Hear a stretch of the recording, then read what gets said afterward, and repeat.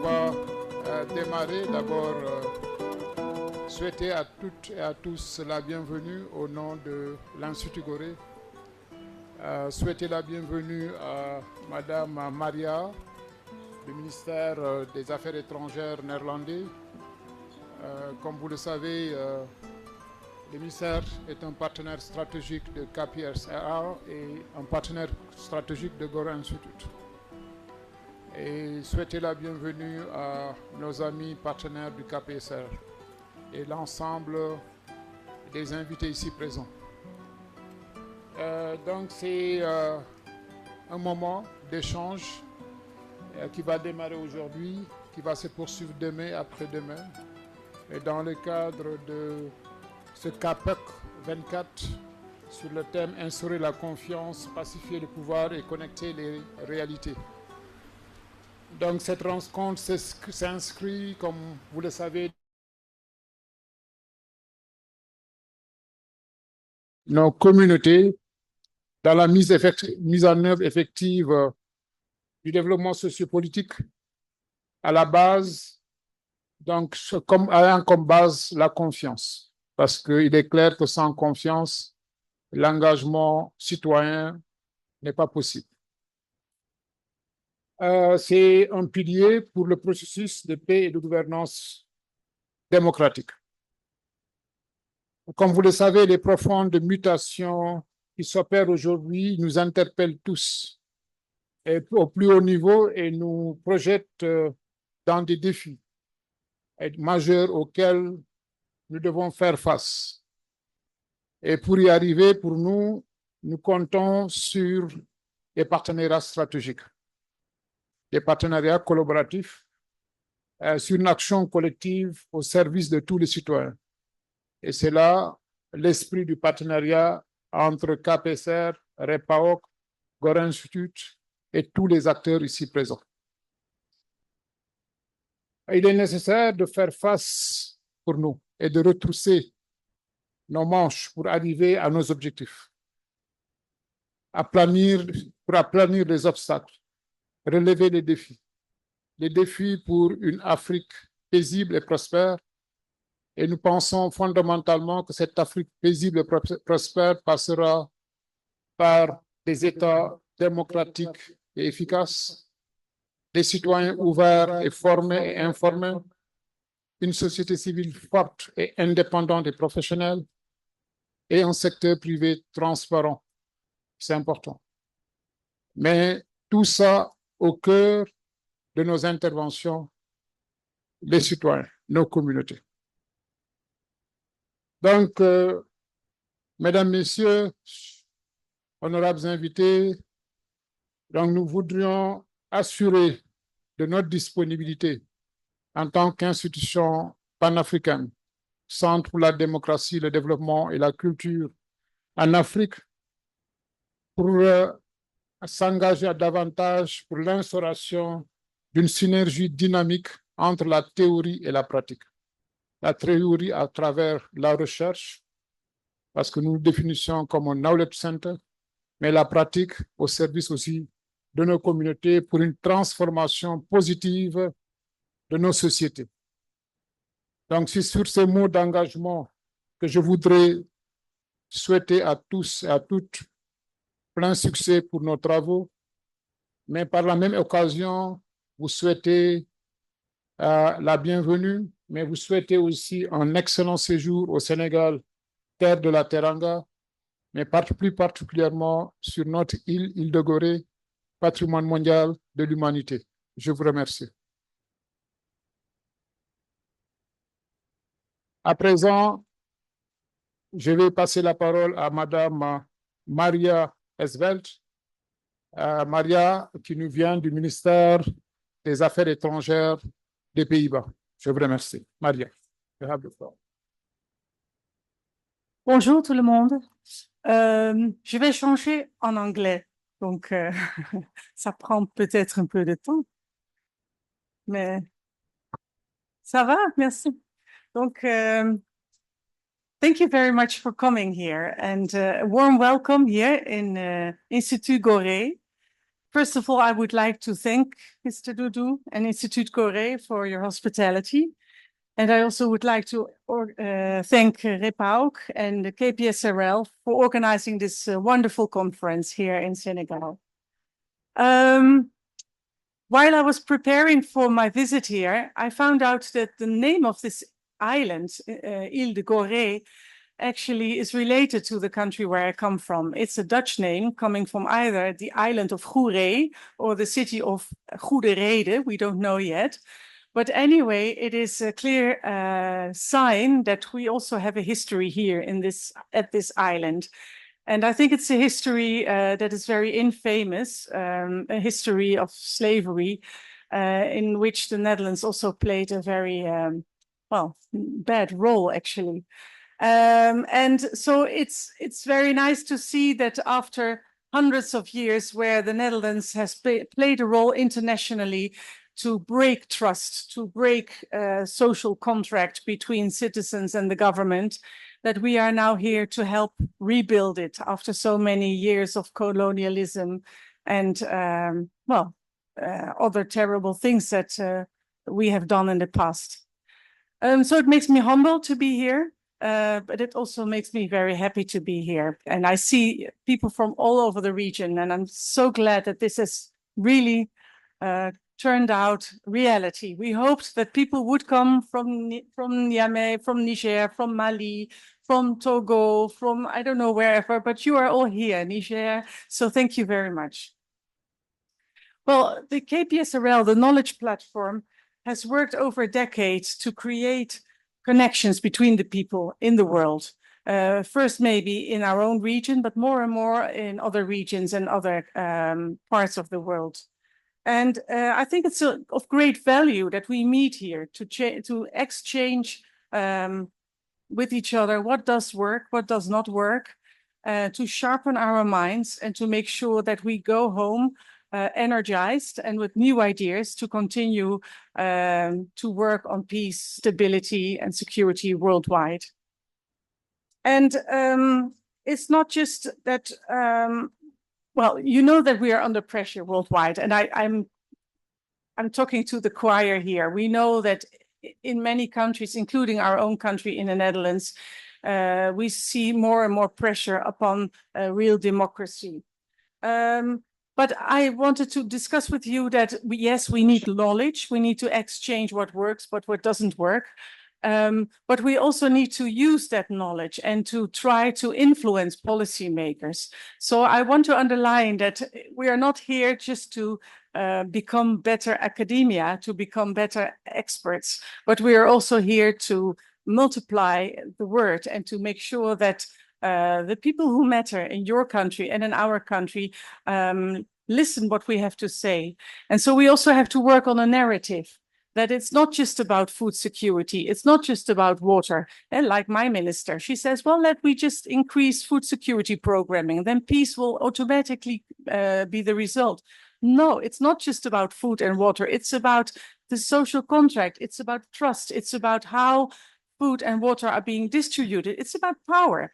And I think this message needs to be brought across much stronger these days. The theme of this year's conference is indeed building trust, pacifying power, and connecting realities. Building trust, I just mentioned, you need this trust. And Mr. Doudou also referred to confiance, that the importance of having trust in an institute or in a government in order to continue to work. For that, I'm also very happy to have noticed that last weekend you had elections here in Senegal, and these elections were done in a relatively calm way and had a nice output. And I think it's a nice sign, a beacon of hope, so to say, that here in Senegal, there is a democracy that functions and that functions relatively well. So that's also very happy that's also why I'm very happy to be here in Senegal. I think it's really a beacon of hope in the region in that sense. Pacifying power. We see that differences between countries and groups are often magnified, again, also in our country. and the willingness to resolve disputes violently seemed to increase. So how do we ensure that we keep incentives in place to talk and to enter into peaceful resolutions rather than just fights? We also need to bring across the message that winning is not about, it's not a zero-sum game. It's not that if you win, they will lose. Then we will end nowhere. Winning is really about coming together and having a consensus. Lastly, we are talking about connecting realities. These realities are worsened by social media or not so social media. And we are only on a daily basis confirmed of our own values and visions and are being less and less confronted with the visions of others. So how do we prevent, as a result of that we have our own blind spots? So this conference is also really an invitation to you all to go and think by yourself, do I have blind spots? Am I as open as I want to be? So also please talk to everyone, not even if you don't know your neighbor, talk to him or her and see if you have blind spots. Yeah. I think it's great to see that we already have such a nice melange of people in this room. I think this is already a very good start of the conference. And also I read in the program that there are already new alliances being set up as a result of this conference, or maybe due to this conference. For instance, the African Alliance for People-Centered Justice, which will be launched shortly. I think this is a wonderful example of how meetings like these can bring people together and can magnify our individual activities.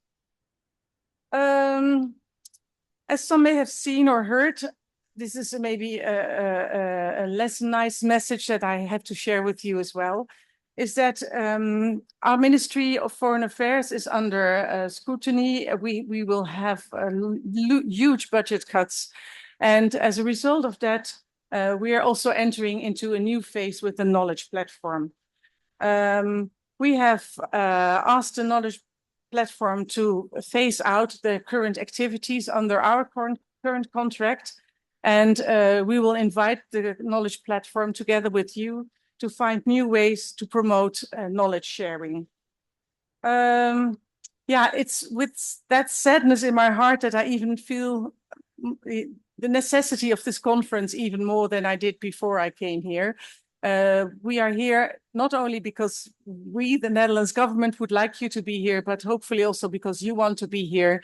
So let's see if this energy can be multiplied and can be geared towards new ways of collaboration in the future. Well, I wish you a very good conference. I will be around myself. Please inform me as well, because I also would like to learn more from you. And I'm very much looking forward to getting to know you all even better than I do. Thank you so much.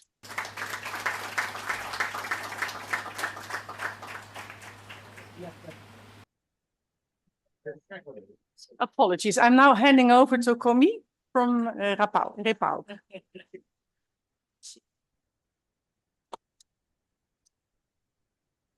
Bonjour à toutes, bonjour à tous. Bonjour.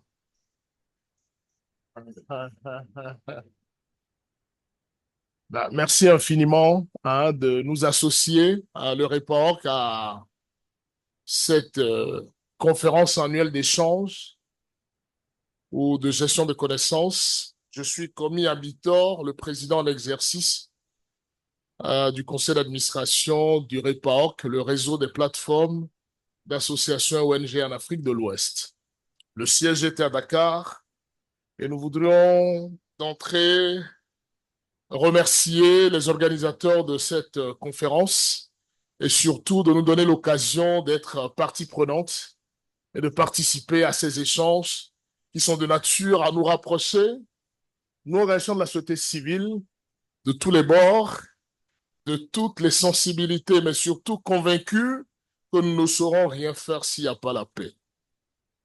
Et je voudrais remercier Madame la représentante du ministère néerlandais des Affaires étrangères qui a voulu être présente à cette assise, à ces assises, qui, j'en doute pas, nous donneront l'occasion de mieux nous connaître, nous découvrir et de nous rendre compte que partout où on est, on participe à la construction d'un idéal qui facilite la pacification des peuples et qui nous aide à aller de l'avant et à juguler les problèmes auxquels nous sommes confrontés partout où nous sommes. Je ne vais pas parler comme un politique ni comme un philosophe, mais je vais relever 2 points qui justifient notre intérêt pour ces assises. Le premier point, c'est que nous sommes un réseau qui intervient dans 15 pays d'Afrique de l'Ouest. Comme on a coutume et l'ambition de le dire, c'est que nous sommes la société civile de la CEDEAO. Et nous représentons la majeure partie des pays qui composent cette sous-région, même si depuis quelques années, on a vu nos voisins, certains de nos voisins qui ont tenté de se mettre ensemble. Mais cette assise est la preuve qu'il ne s'agit que d'un regroupement politique, mais au niveau des peuples, nous œuvrons tous pour qu'il y ait la paix et qu'il y ait plus de connectivité et qu'il y ait plus de mutualisation de nos réflexions, de nos savoir-faire et de nos moyens pour le bien-être de nos populations. Quand Madame parlait tout à l'heure, il y a une idée qui m'est venue. En septembre 2013, quand nos dirigeants s'étaient retrouvés pour adopter les ODD comme nouveau paradigme qui devait prévaloir en matière de développement, la paix, la construction de la paix constituait un des 5 objectifs conditionnels qui avaient été définis à la suite des OMD.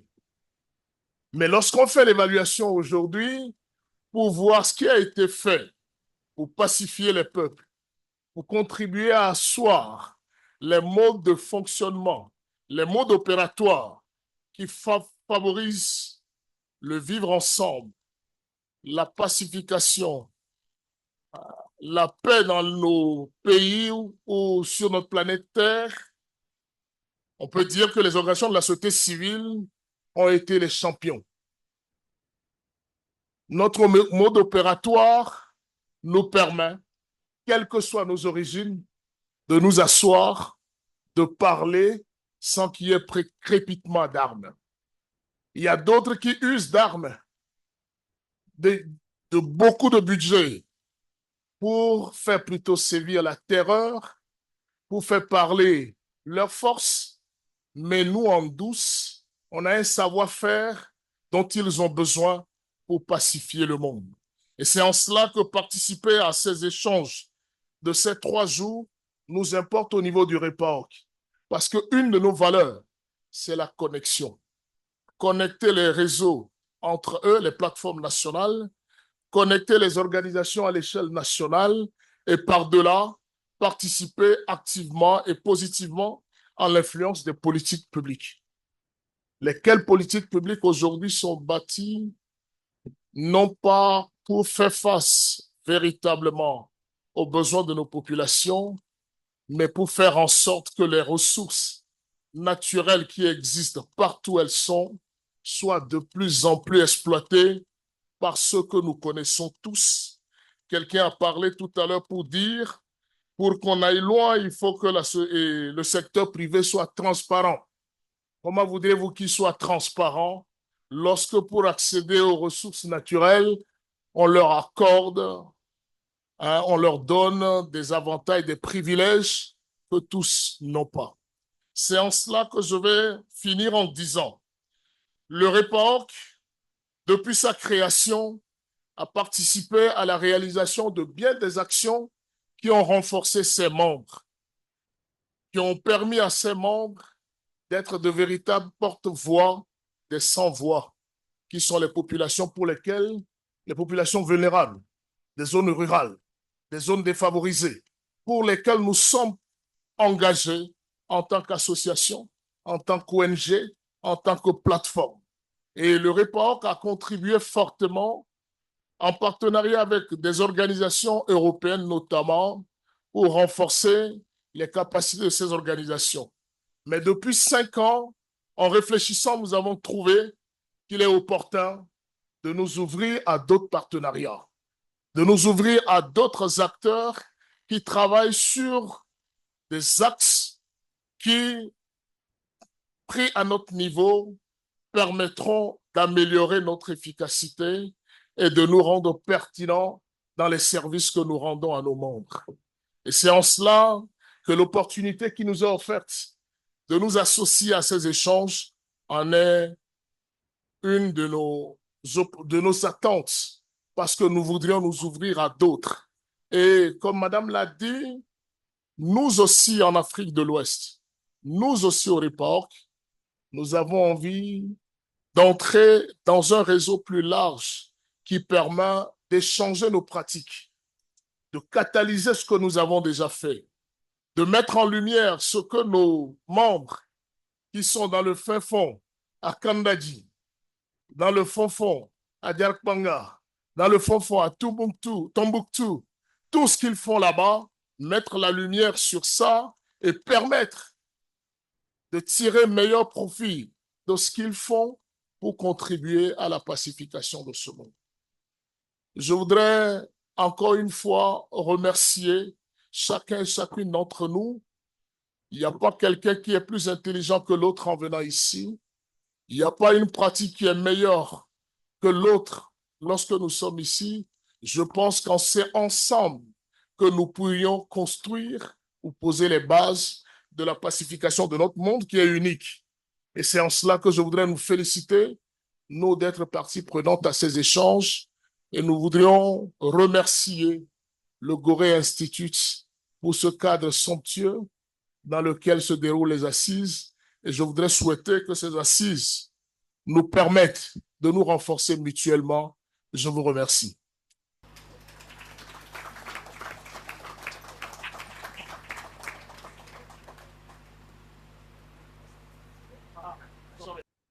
Let me give the floor to my colleague. Hello, welcome everyone. First of all, apologies, I don't speak French in a Francophone space. My name is Sever Jigurski and I'm Head of Secretariat of the Knowledge Platform Security and Rule of Law. I hope you all traveled and arrived well and are as excited as I am to be here. Knowledge Platform has been there since 2012, and this is only second time that our flagship annual conference is taking place outside of The Hague, with the intention to be closer to realities we are talking about. And while it was really a challenge for us to pull it off here in Francophone space, given that the whole Secretariat has 1.5 French speaker, we are so proud of this effort because it was so worthwhile. Particularly because we've observed over time that French-speaking people and initiatives have limited spaces for interaction and engagement and are among those less heard and with less influence. These are tense times. There is tension and there is solidarity and support are more than needed. And as we are experiencing different emotions and coping mechanisms that may be fear or uncertainty or anger or frustration in an increasingly polarized world, I think it is even more so important to come together and for solidarity and support. Uncertainty is also what KPSL is going through, as you heard from Maria. And this is something that is highly on the agenda for us at this moment, and we are excited to open up some spaces for discussions about what the future may hold. Because while there may not be secretariat in this shape and form and location, or may not be next year annual conference on this scale, it doesn't mean there will not be a network. Because network is you and all other almost 7,000 people around the world that are in one way or another connected to KPSRL. It's your ideas, your work, your experiences, your knowledges, And as Cormy emphasized, connections between us that create network. And networks expand and shrink and transform. And we are curious what the future may look like. And that's why we would like, we will initiate conversations about the future here in Dakar on third day. We will have a session, but also in the follow-up event in The Hague in December. So I really invite you to engage in these discussions because what this network is your energies. I will then maybe just before I wrap up with thank you notes, I will just address few technical things about the privacy. We really want this to be a safe space. There was a question in registrations about appearing or not on photos, but please flag to Evelyn if you have concerns about your privacy. And sessions will be held in person. We will follow Chatham House rules. The only digital connections will be that people are calling in as contributors. Apart from that, we are relying on IT support for some in translations and stuff, but we are really aiming to create a safe space. I was also just as to make sure that you're all aware about ferries back. There is a ferry at 7 p.m. There's ferry at 8:30, and then only close to midnight. So depending on your level of energy, aim to catch the ferry at 7 or 8:30, the latest. With that, I would just like quickly to really emphasize how grateful we are for all the constructive, collaborative work and support we experience with the Ministry of Foreign Affairs of the Netherlands, and encouraging us of Maria, in a sense, let's see how we figure out this. To co-hosts, Gore and Repo, I mean, this kind of people and diversity couldn't be brought together in this space without you. We are really grateful for all the collaboration. To my team, and I really want to mention all names, particularly Messina, who is that one French speaker, and as such carried too much on her shoulders. Of course, then Fiona, Evelyn, Giorgio, Christian, amazing work for this conference, but also with all uncertainty, the level of enthusiasm and energy the team has been putting throughout the year is just impressive and so inspiring. The embassy of the Kingdom of the Netherlands has been so supportive. Anne-Sophie, I have to mention your name. This was really amazing how you've been supporting us. And but then there would be no program without session leads. Thank you so much for these contributions and effort you put in preparing, and I'm excited to see how the program will unfold. But then finally, there would be no KPAC and there would be no KPSL without participants and people. Thank you all. Thanks to all of you for being here. Enjoy coming days and yeah, challenge each other, dare each other, have fun, laugh, cry, however you feel. I'm looking forward to sharing all this with you. And with that, I would like to pass the floor to Fernando Marani and people that will accompany him in the stage to take us through the launch of the Alliance.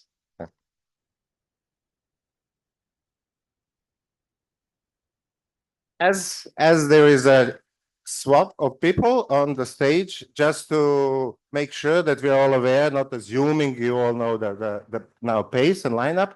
After that, we invite you to mingle around, get to know each other, learn about initiatives, ideas, and experiences that are presented on the marketplace of ideas that is out, to check the exhibition of some of the creative contributions. And after that, we will all be walking a few minutes to Soros residence, where we will have a cocktail. Okay, good afternoon. Bonjour à tous. Excuse me, I also have to go into English. My French is limited to survive around the city, have fun, order a beer, but not much more than that.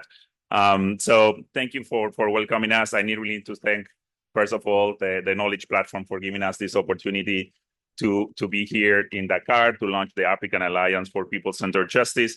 I'm Fernando Morani. I'm the Program Director of Justice, Equality, and Inclusion at the Pathfinders. The Pathfinders for Peaceful, Just, and Inclusive Society was an alliance that was launched in 2016.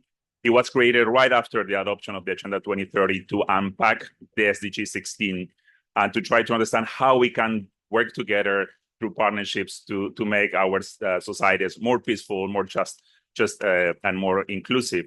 The Pathfinders brings together 46 governments from around the world. As you can see, I'm not from Africa. I'm not from New York, where we're based. I'm from Argentina. We have colleagues from Asia, from Europe, and we really try to work together with the civil society, the academia, the governments, and the international organizations to advance SDG 16.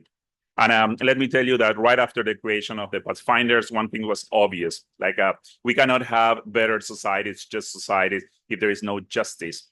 And not the justice as we traditionally know it, but the justice that is really centered around the people, around the people's needs, around the people understanding of the daily life limitations, and to get out the judges outside of their courts, get out the lawyers outside of the universities, and really make them talk with the people and find solutions for the justice gap that we have in the world.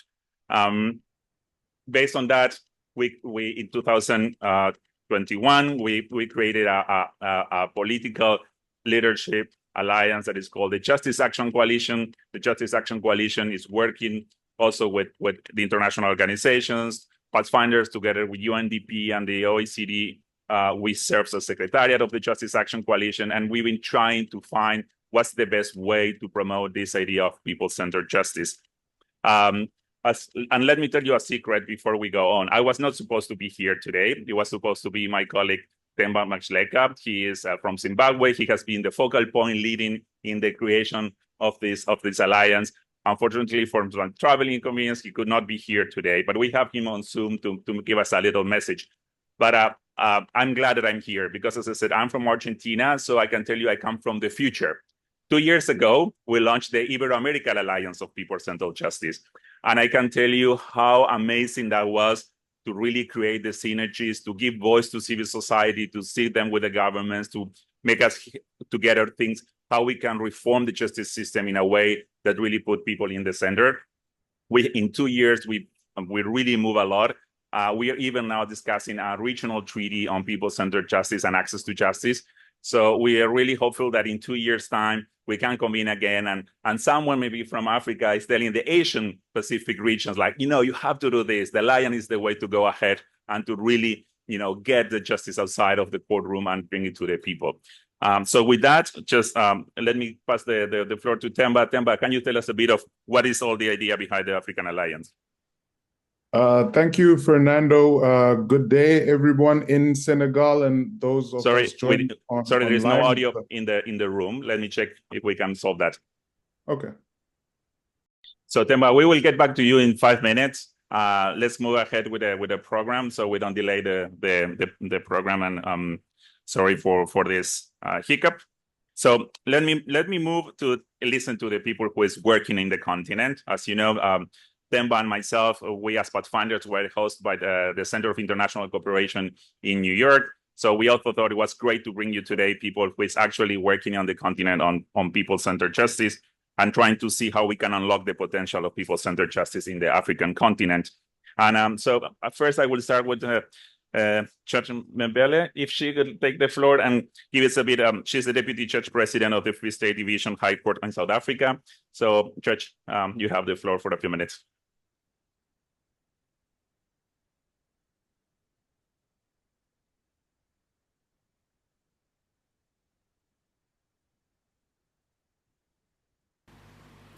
Thank you, Fernando. May I stand on the protocol already established?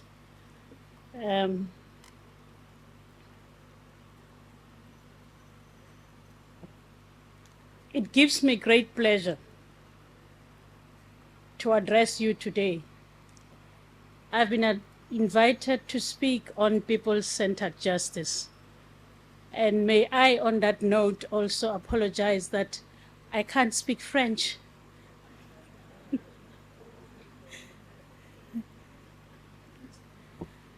The world we live in is a law-thick world.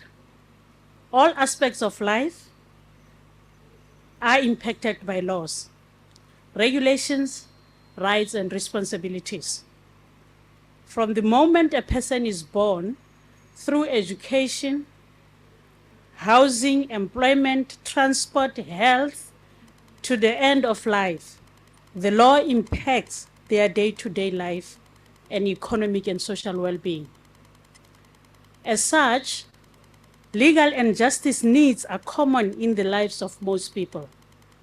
Addressing legal and justice needs demands access to public justice, services, and other dispute resolution mechanisms in order to recognize and obtain a remedy to the legal need in question, thus giving place to justice needs.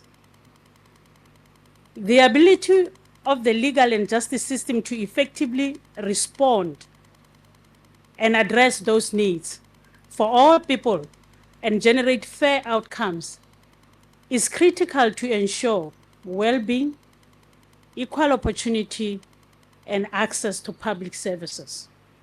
Conversely, the inability of justice systems to prevent or resolve people's legal issues can weaken the social contract and lead to unresolved grievances, instability, or even violence.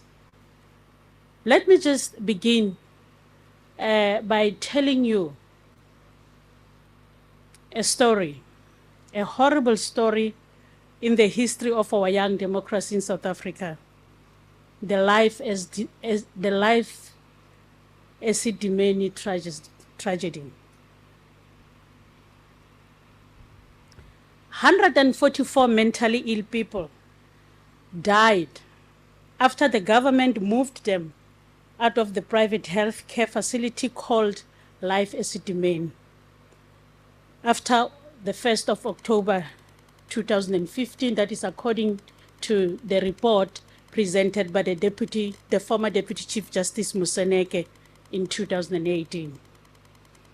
The government moved the patients to facilities around Johannesburg, which were found to be ill-equipped and understaffed.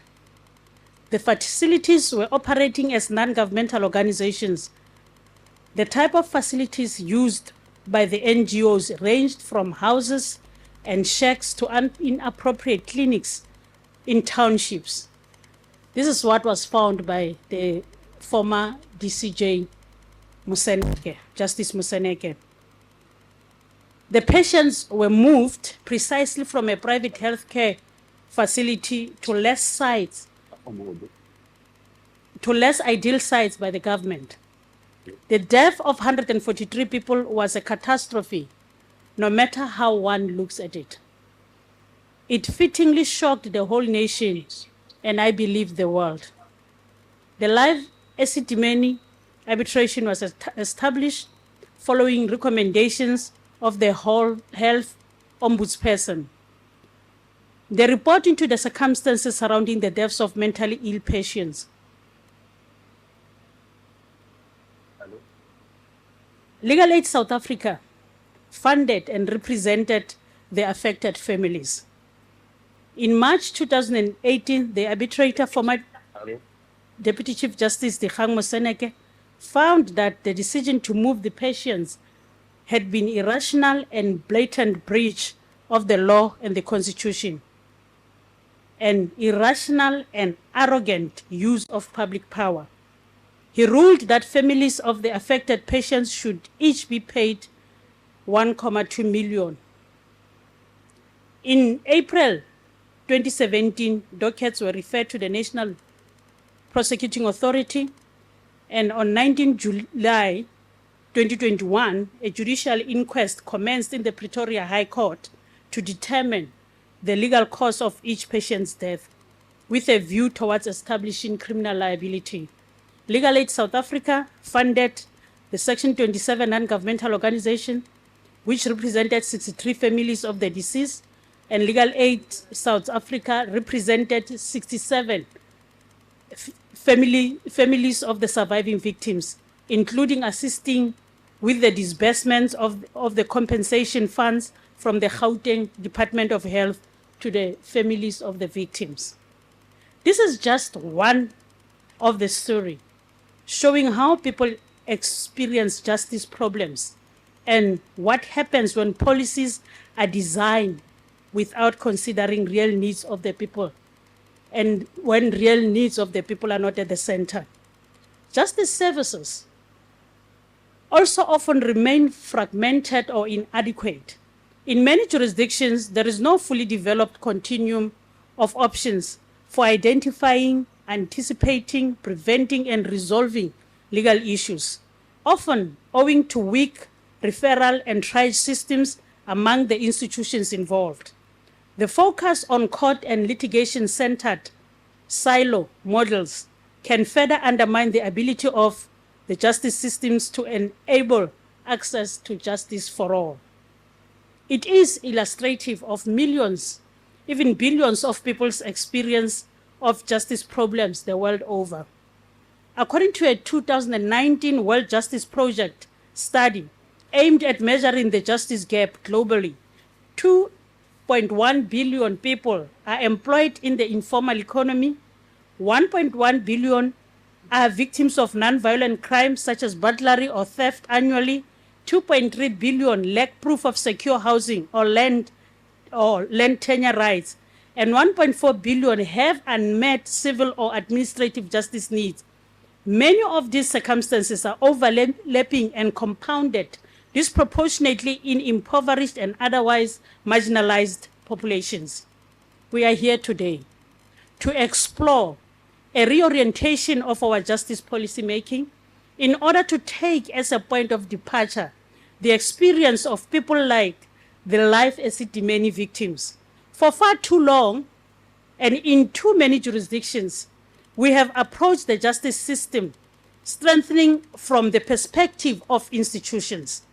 We have asked what judges, lawyers, prosecutors, and bar associations need to do their jobs better, without fully understanding the needs of the people those institutions and actors are meant to serve. By contrast, people-centered justice flips that approach on its head. It begins with a mapping of people's justice needs, the ways in which they solve their justice problems, and the obstacles they face in doing so. Armed with this understanding of what has been referred to as people's justice journeys, we can design justice institutions and policy interventions to meet people's needs more effectively. The importance of transforming justice to center on people was acknowledged in the 2018 Riga Statement on investing in access to justice for all. The statement strongly recommended that action be taken to invest in access to justice for all to foster inclusive growth and implement the 2030 Agenda. It emphasized the importance of measuring progress in access to justice from the people's perspective and called on the international community to develop tools to support countries' efforts to better understand and address legal and justice needs. The statement also called for a deeper understanding of the needs of disadvantaged people who face particular barriers in accessing justice. It highlighted the importance of innovative approaches in the delivery of people-centered justice services to meet diverse legal and justice needs and empower individuals, communities, and businesses. Participants called for concerted action at the local, national, and global levels to achieve equal access to justice for all, specifically for women, indigenous communities, and vulnerable groups. The application of people-centered concepts to justice system is relatively new, first appearing as client-centered services in the early 2000s. A number of similar and or related terms have been used, including citizen-centered, person-centered, human-centered, and people-centered design. It is necessary to define these terms in the attempt to define people-centered access to justice. And it is important to note that other sectors, such as health, have a longer and deeper history in the application of similar concepts. What do I mean by people-centered justice? People-centricity means taking the needs and voices of people into account when designing, delivering, implementing, and evaluating public policies and services. People-centered services are inclusive, tailored to people's needs, and high quality. This differs from justice systems whose reforms are primarily inspired by the needs or views of the service providers.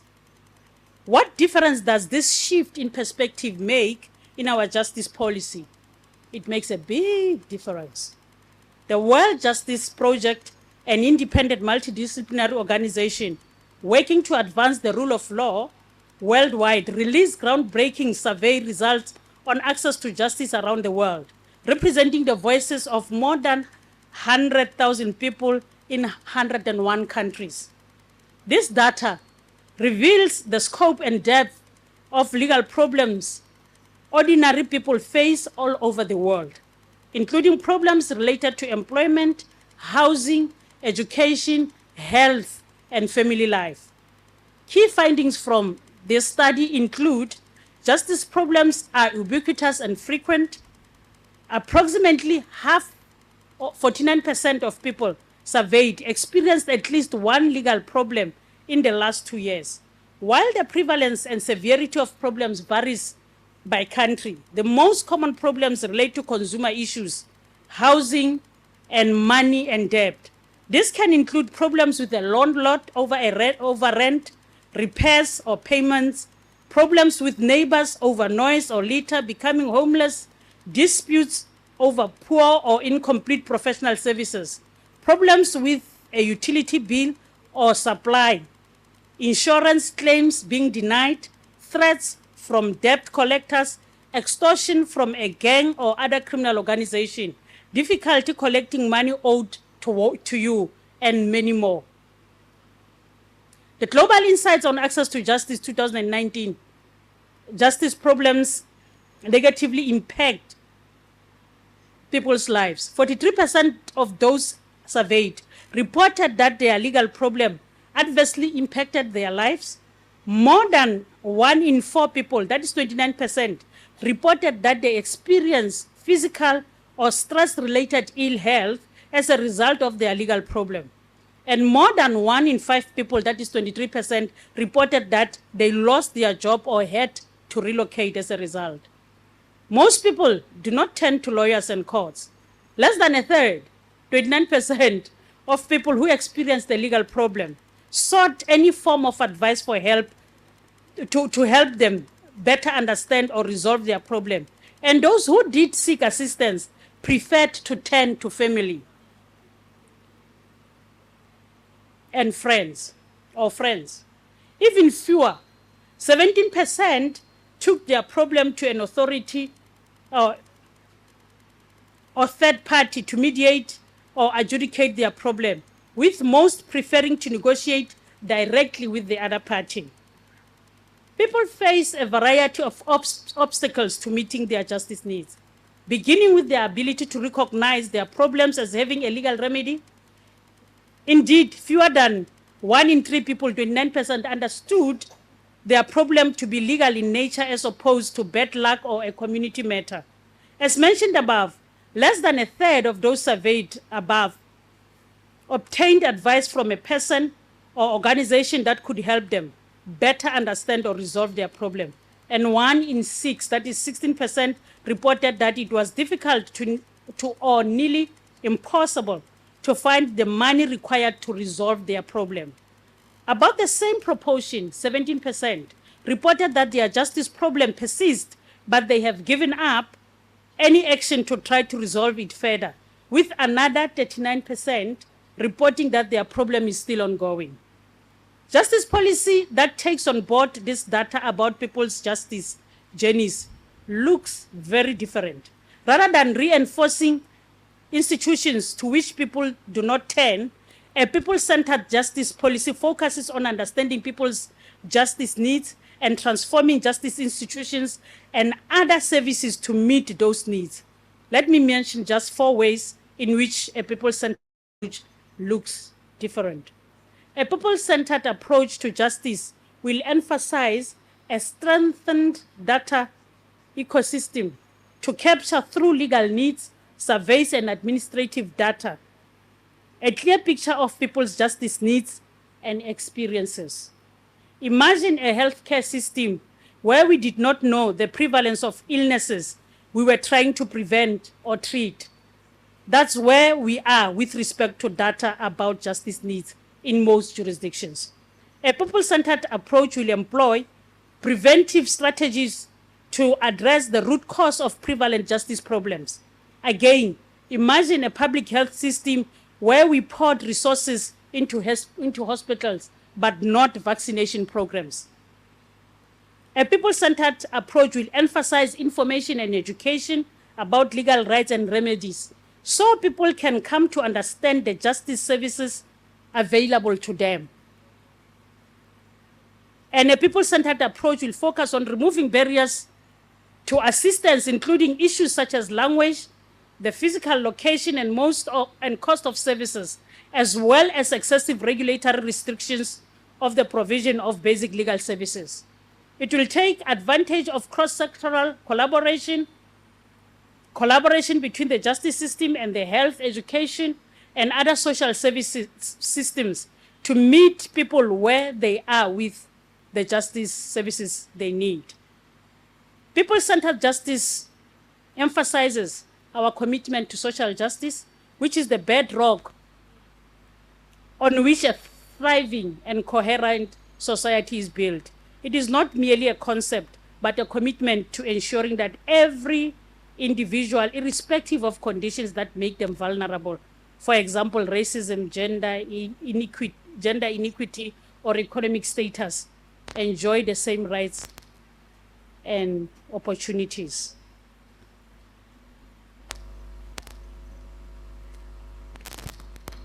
This, I'm being threatened here. The framework to people-centered justice, just 1 minute.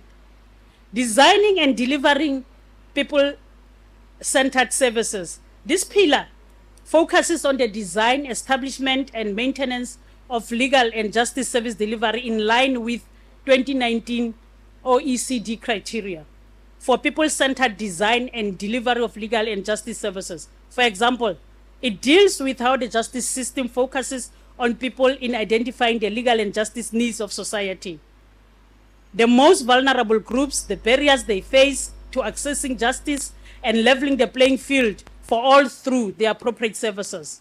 Governance, enablers, and infrastructure. This pillar concerns the role of government and other key justice actors and governance enablers in establishing justice systems that are accessible and ensure legal and justice needs of people are effectively addressed. This pillar incorporates approaches to establishing whole of government systems to ensure access to technology and to justice services. Justice system is simplification and people-centered orientation of justice services. I'm going straight to the conclusion. Taking a people-centered approach to justice requires a major change in the way we do justice system strengthening here in Africa. The good news is that, as evidenced by this conference, that shift is well underway. African Alliance for People-Centered Justice, serving as the leading voice of all interested on the continent and undertaking rule of law development assistance across the continent, is uniquely positioned to drive forward this paradigm shift in justice sector or policy making. And I commend you for convening us for this important discussion about just how we go about a pivot to people-centered justice. Thank you.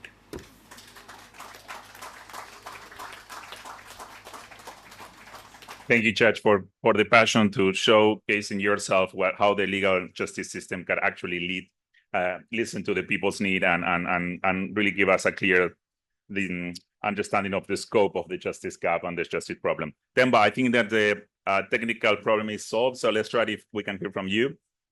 Okay, can you hear me, Fernando? Yes, we hear you. Great. Good day, everyone in Senegal and those of us joining online. My name is Themba Mahlega, and I'm a senior program officer with the Pathfinders for Peaceful, Just, and Inclusive Societies. And Fernando really helped give some context about, some of the other projects we have been supporting as the Pathfinders and together with our partners, such as the Justice Action Coalition and the Ibero-American Alliance for Access to Justice. And Judge Mbele really gave a great framing of what it is that we talk about when we mean people-centered justice, which I think is a perfect opportunity for me to also just build on that context and say that, with this understanding of the benefits and potential benefits of people-centered justice, about a year ago, as Pathfinders, again, consulting various partners, we went on a mapping exercise to understand what are the, challenges and opportunities on the African continent. And what we found was a lot of people-centered approaches to justice taking place, such as the alternative justice system policy in Kenya, the Domestic and Sexual Violence Agency in Lagos State in Nigeria, community advice offices of South Africa, and Sierra Leone's Legal Aid Board Service. Just a few examples of these people-centered approaches to justice that were happening. We also, found that while this was taking place, in many instances, there wasn't enough exchange around learning and support for these practices from a country-to-country perspective or from a regional perspective. We also found that an alliance of this nature doesn't currently exist on our continent, not in the way that we envisage it. Of course, there are movements that we seek to collaborate with and cooperate with that are focusing on various types of justice, and we hope to bring that under the umbrella of people-centered approaches to justice. We also noted strong thematic connections with the African Union's Agenda 2063 and the SDGs as well. Of course, Africa is the continent of the future, with the world's highest birth rates and a population standing well over 1.4 billion as we speak. And so as the continent of the future, we also need to build and support the development by promoting people-centered approaches to justice. So this is some of the background and what inspired us to come together, consult with partners, and and work on this project. As you will hear shortly from Deputy Minister Cisse from Sierra Leone, what the alliance is and what it intends to do. But also following that, I would like to invite you all to look at the website that we have put together that has been officially launched today, that will show the strategy of the alliance, what the alliance seeks to do, as well as who our other partners are. As I said, this has been really a collective effort, and we have a group of founding members that are part of the alliance. And so that information is now available online, and invite you all to do so. But in the interests of time, just want to thank you, Fernando, and hand over back to you. Thank you, Themba. And now we will move into the next speaker that is also connected online, Deputy Minister of Justice from Sierra Leone, Alpha Cisse. Dear Minister, if you are there, please go ahead. Yes, good afternoon, Fernando. Good afternoon, colleagues. I hope there are no problems with the sound, and that you all can hear me very clearly. Great. Good. Thank you again. Thank you again, Fernando and colleagues. First, I'd like to really apologize that I have to do this remotely. I'd actually planned to be with you all in Senegal. I was looking forward to being there.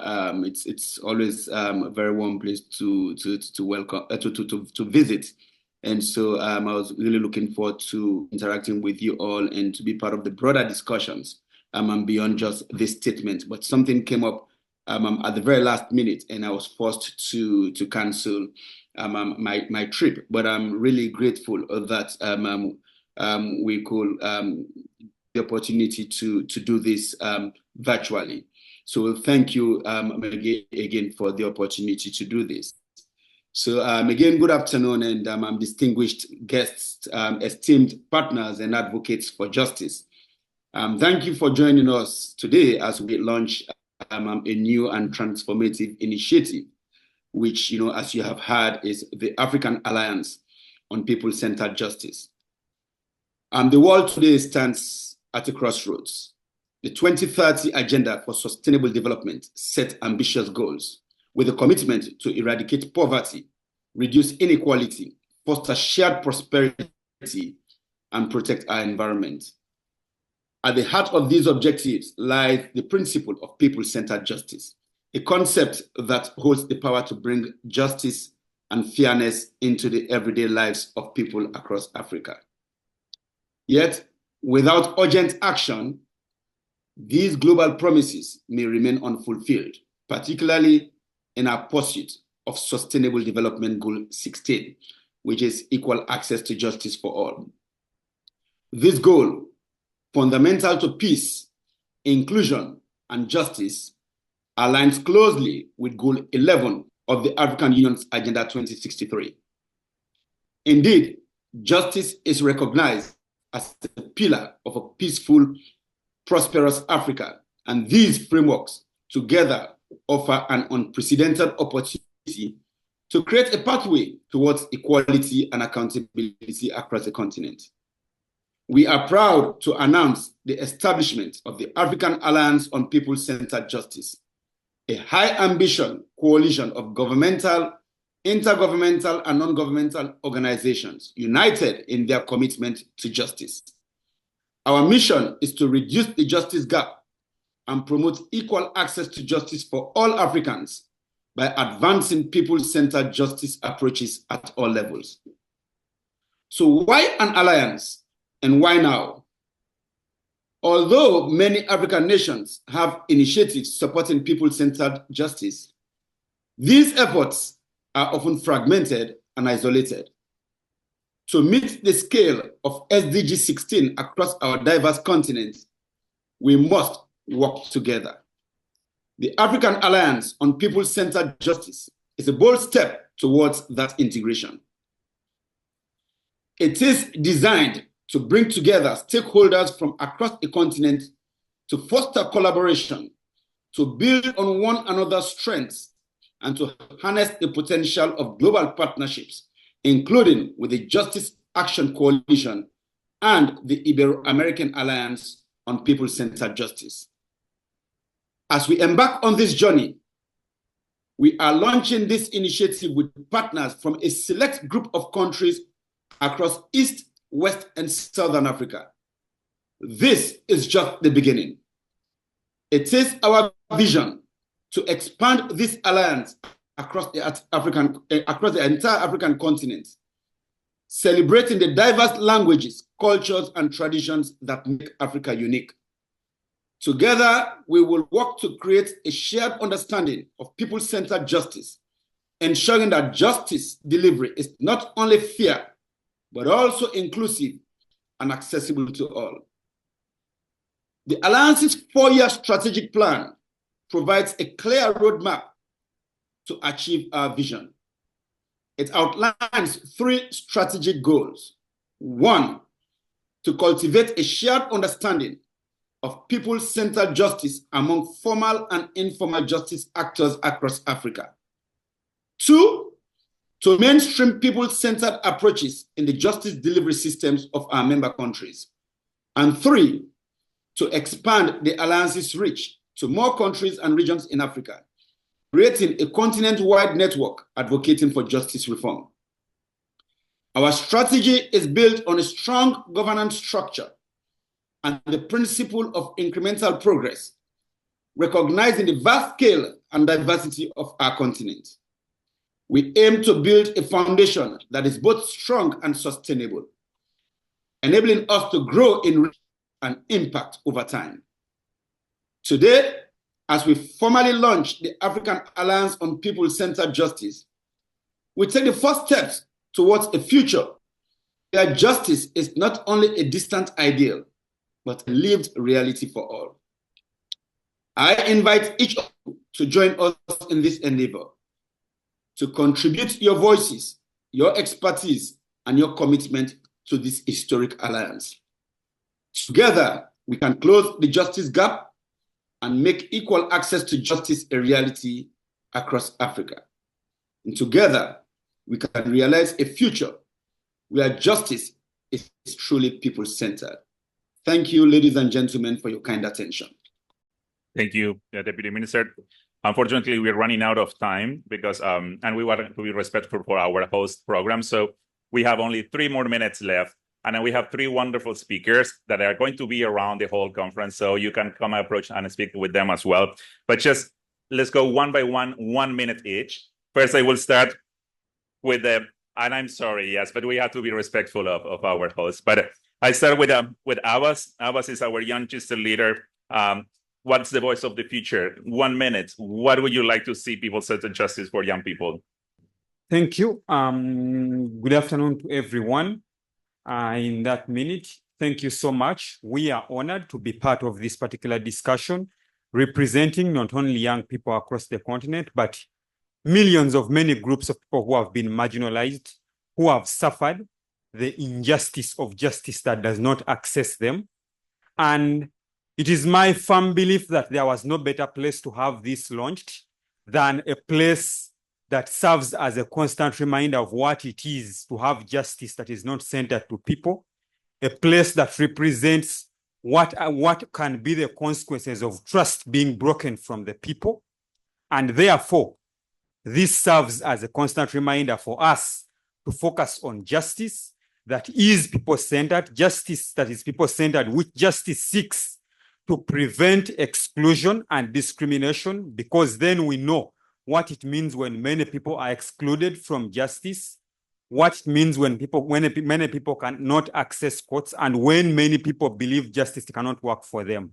It is therefore a right time that we are speaking about people-centered justice when our continent is not only punctuated by many wars and conflicts that not only do they lead to displacement of people, but many people acquire disabilities, many people remain with no access to justice, and therefore, it is the right moment that then we commence the discussion that seeks to create justice that is centered on the needs of the people, that is centered on realizing the potential of everyone, that is centered on creating inclusion of everyone and having their voices being heard. We therefore believe that the commitment today for many of us who are here and those that may not be with us today is the right cause for us to drive justice that is centered to everyone, for us to speak about justice that represents the interests of all of us, regardless of their abilities, regardless of their orientation, regardless of their origins on this continent. It is our chance to speak about what they need, to move forward representing them. And it is our commitment, therefore, finally, that we are determined to walk this path as partners. We are determined to walk this path that is inclusive of all people from different marginalized groups, from different age structures, to see to it that then we represent the interests of everyone. We thank everyone who has been part of this journey, and we are happy that we have reached at this particular launch. And it is our prayer that this commitment moves forward and we fully achieve a continent that respects justice, that is for the people and by the people. Thank you. Thank you, Abbas, for the passion and for keeping us accountable. Madam Dauda, Hill Country Manager from Niger, what do you expect for people-centered justice for the Sahel? Bonjour tout le monde. Tout protocole respecté, et messieurs, dames, chers invités, bien qu'il existe une coalition d'action pour la justice composée de pays qui peuvent être à l'avant-garde de sa réalisation, les initiatives de mutualisation ne sont pas suffisantes et plus particulièrement en Afrique, surtout en Afrique francophone. La réponse à ces besoins de mutualisation pour le bénéfice des populations des pays qui veulent des populations se matérialise aujourd'hui par le lancement de l'Alliance africaine pour une justice centrée sur les personnes. Cette plateforme, avec déjà des ressources importantes en termes de données comme celles produites par Hill dans une dizaine de pays africains, dont le Burkina Faso, le Mali, le Niger, le Nigeria, l'Éthiopie, le Kenya, l'Ouganda ou encore en Tunisie, sur le gap du niveau de satisfaction des justiciables, ne pourra qu'avec la mutualisation aller vers l'atteinte des objectifs de l'ODD 16.3 vers un mouvement irréversible, un plaidoyer et le financement d'initiatives de justice centrées sur les personnes. Nous sommes aujourd'hui réunis pour parler de justice en Afrique, mais je préférerais parler des Afriques car il existe une si grande diversité de cultures et de langues qu'il est indéniable que seule la mutualisation nous permettra de tirer l'essence des coutumes, des acquis sociaux pour parvenir à une définition du concept de justice centrée sur les personnes à même de répondre aux défis de justiciables africains dans leur ensemble. Cela se fera par une approche ciblée en tenant compte des acteurs locaux, de la société civile, des acteurs coutumiers, des acteurs étatiques ainsi que des acteurs internationaux. Notre coalition, à travers sa vision de contribuer à une société juste, inclusive et équitable, s'attellera entre autres à combler les lacunes en matière de connaissance des données et de preuves, de communication entre les pratiques dans les différentes régions du continent et au niveau mondial. Hill, de par ses initiatives en Afrique francophone et plus particulièrement au Sahel, à travers son programme d'innovation de la justice, s'engage à partager ses expériences de bonnes pratiques et à consolider le mouvement déjà amorcé en ouvrant l'initiative à d'autres pays. Cette ouverture pour la réalisation du nouveau paradigme se fera sur l'existant en renforçant notamment la société civile, la chefferie traditionnelle, les décideurs politiques, par un moyen autour des données probantes et des résultats obtenus tout en s'inspirant de réalisations et expériences des autres membres de la coalition en Afrique et en Amérique du Sud, dont Pathfinders. Messieurs, dames, chers invités, je ne terminerai pas mes propos sans adresser mes meilleurs remerciements aux organisations de la conférence KPAC 24 Dakar et tous les participants pour leur engagement continu à accompagner les politiques de développement relatives à l'accès à la justice. Bon vent à l'Alliance africaine pour une justice centrée sur les personnes. Je vous remercie. Merci beaucoup, Madame. And now to conclude the event, another of our key partners from the Grassroots Justice Network, Jaime Ernesto, Network Manager. Thank you for being with us. You have the floor to close the event.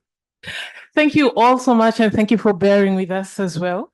And as we conclude, yes, my name is Amy Ongeso. I work for the Grassroots Justice Network. We are the largest network of online grassroots defenders, and our goal is one in life. Our goal is one as a network to tackle the greatest justice challenges of our time.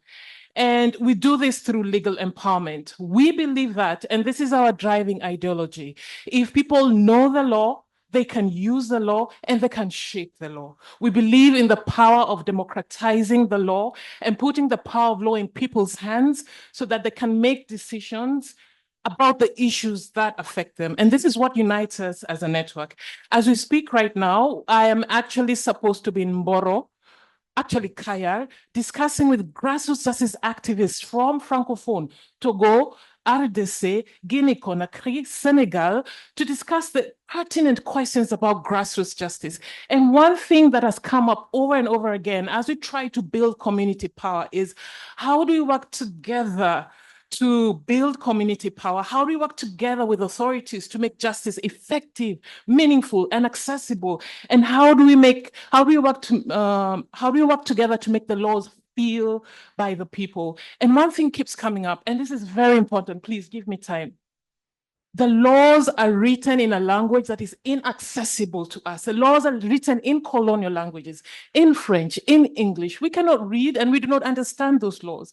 Apart from the text, there's something called the letter of the law and the spirit of the law. The spirit of the law is not translating on the ground. We need to bridge that gap. And this is where we come in as Grassroots Justice Network. And I'd like to quote, not verbatim, but I'd like to put the words of Anta Diop.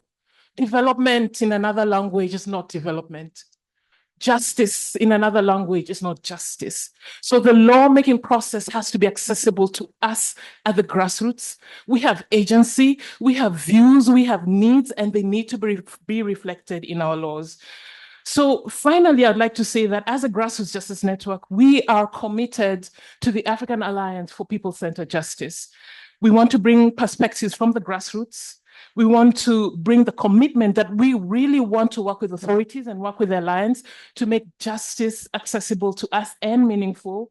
And we want to create an environment that is meaningful for the kind of work that we do at the grassroots. Lastly, I was talking with a Senegalese, and he said, we want to feel our country. We don't want just to hear it or see it. We want to feel it. The very same way with this alliance, we need to feel the alliance at the grassroots. Allow me by sharing a Swahili proverb. Umoja ni nguvu, utengano ni udhaifu. It basically means that we all work together, because when we are separated, we cannot achieve Africa's aspirations. Thank you. Thank you, everyone. Thank you again for the Gode Institute for hosting us today. Thank you, the Dutch, for the continued support. Hartelijk bedankt. And thank you, everyone, for being here today with us.